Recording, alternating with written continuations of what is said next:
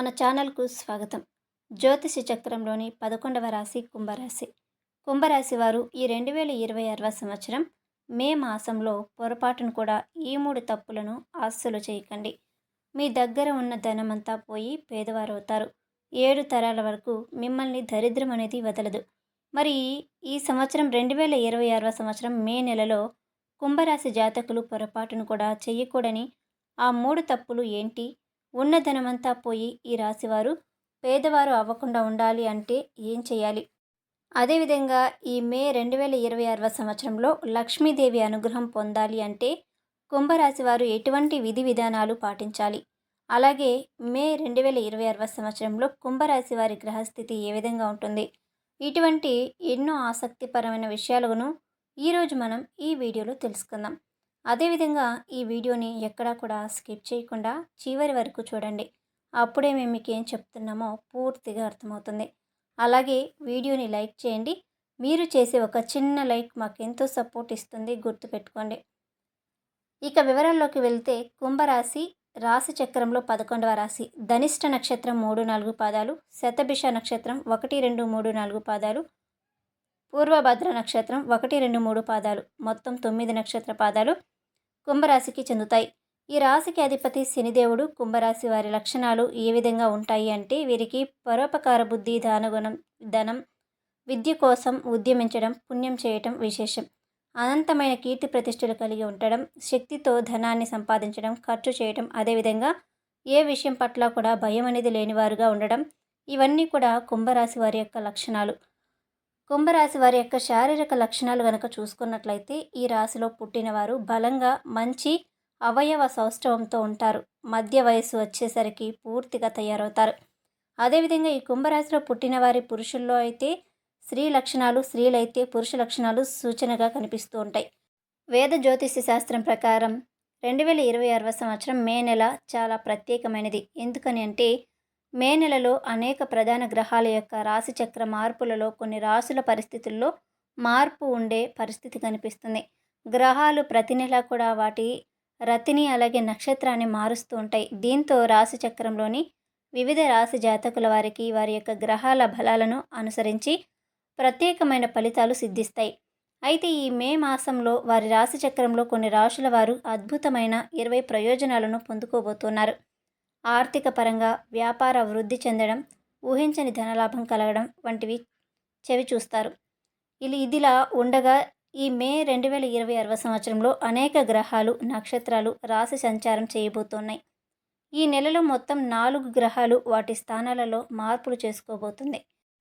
ఇక ఈ మే మాసంలో 4 గ్రహాల యొక్క సంచార గమనాన్ని పరిశీలించినట్లయితే శని భగవానుడు సత్రంలో సంచరిస్తూ ఉన్నాడు. అలాగే మీనరాశిలో రాహువు సంచరిస్తున్నారు. అలాగే కన్యరాశిలో కేతువు సంచరిస్తున్నారు.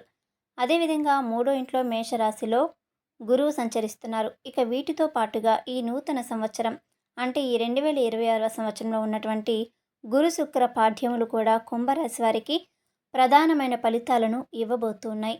అయితే ఈ కథనాన్ని బట్టి పరిశీలించినట్లయితే కుంభరాశి వారికి మే మాసంలో ఉద్యోగం, వ్యాపారం, విద్య, కుటుంబం, ఆరోగ్యం, ఆర్థిక జీవితంలో చూసుకున్నట్లయితే కుంభరాశి వారికి మే మాసంలో వ్యక్తిగత జీవితానికి వచ్చేసరికి వీరి యొక్క వ్యక్తిగత జీవితంలో చాలా రకాల మార్పులు అనేవి వస్తాయి. ఈ రాశి వారికి ఈ సమయం చాలా బాగుంటుంది. మీకు ప్రతి ఒక్క పనిలో అదృష్టం అనేది బాగా కలిసి వస్తుంది. అలాగే మీ యొక్క కోరిక అన్నీ కూడా నెరవేరే రోజులు రాబోతున్నాయి. మీరు ఆర్థికంగా బలపడతారు. ఈ మాసంలో మీరు చాలా స్ట్రాంగ్గా తయారవుతారు. మీ కుటుంబంలో ఆనందం వెల్లువిరుస్తుంది. అలాగే మీరు అనారోగ్యం నుంచి బయటపడతారు. విద్యార్థులు చదువుల్లో బాగా రాణిస్తారు. భూమి లేదా వాహనం కొనుగోలు చేయాలనే ప్రయత్నాలు కూడా నెరవేరుతాయి. అలాగే ఉద్యోగులకు పై స్థాయి అధికారుల సహకారం అనేది లభిస్తుంది. గతంలో మీకు నిలిచిపోయిన పనులు ఈ సమయంలో తిరిగి పొందుకునేటువంటి అవకాశాలు ఎక్కువగా ఉంటాయి. మీకు చేజారిపోయిన ఆస్తిని పొందేటువంటి అవకాశాలు కూడా కనిపిస్తున్నాయి. మీ యొక్క ప్రతిభకు ప్రశంసలు దక్కుతాయి. అలాగే ఈ టైంలో మీరు ప్రత్యేకమైన ప్రయోజనాలను అందుకోబోతున్నారు. గుర్తుపెట్టుకోండి, ఈ గ్రహాల సంచారం కుంభరాశి వారికి ఈ మాసంలో బాగా కలిసి రాబోతుంది. ఆ దశ వరకు మీరు అడుగులు వేస్తే ఇంకా మంచి మంచి ఫలితాలను మీరు మీ జీవితంలో చవిచూస్తారు. అలాగే మీరు ప్రతి పనిని విజయవంతంగా సక్సెస్ఫుల్గా పూర్తి చేస్తారు. కుంభరాశి వారికి జనవరి మాసంలో విదేశాలలో జాబ్ వచ్చే ఛాన్స్ ఉంటుంది కాబట్టి మీరు కనుక ఆ దిశగా ప్రయత్నాలు చేసి చూడండి. ఖచ్చితంగా మీరు సక్సెస్ అవుతారు. లేకపోతే మీకు వివాహమైన వారిలో ఎవరైనా ఎంతో కాలంగా సంతాన ప్రాప్తి కలగడం లేదని బాధపడుతూ ఉంటే కనుక వారికి ఈ నెలలో మంచి సంతానం కలిగేటువంటి అవకాశం కూడా ఉంది అని చెప్పుకోవచ్చు. అదేవిధంగా పెండింగ్లో ఉన్నటువంటి పనులన్నీ కూడా పూర్తవుతాయి. మే నెలంతా కూడా కుంభరాశి వారికి ప్రతిపక్షాలు ఊహించని అద్భుతమైన లాభం కనిపిస్తుంది. ఇక ప్రభుత్వ ఉద్యోగులకు సిద్ధమవుతున్న వారికి ఈ నెలలో శుభవార్తలు అందుతాయి. శ్రమకు లోటు ఉండదు. విద్యార్థులు విద్య జీవితంలో సక్సెస్గా సాధిస్తారు. ఈ నెలలో ఆర్థిక సంక్షోభం తొలగిపోతుంది. ఉద్యోగ వ్యాపార రంగంలో ఉన్నవారికి సమయం కాస్త అనుకూలంగా ఉంటుంది. కొత్తగా ఉద్యోగం పొందుతారు. సమాజంలో మీకు స్థానం, కీర్తి పెరుగుతాయి.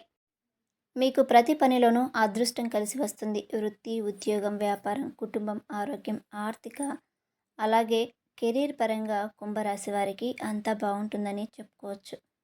కాకపోతే కుంభరాశి వారు గుర్తుపెట్టుకోండి, మీకు 2026 సంవత్సరంలో మీరు పొరపాటును కూడా ఈ 3 తప్పులను అస్సలు చేయకూడదు. ఒకవేళ మీరు ఆ తప్పులను చేశారనుకోండి, మీ దగ్గర ఉన్న ధనమంతా పోయి మీరు పేదవారు అవుతారు. అలాగే మీకు 7 తరాల వరకు దరిద్రం మిమ్మల్ని వదిలిపెట్టదు కాబట్టి లక్ష్మీదేవి నుంచి దూరం అవుతారు. మరి మే నెలలో కుంభరాశి వారు అస్సలు చేయకూడని ఆ 3 తప్పులు ఏంటి?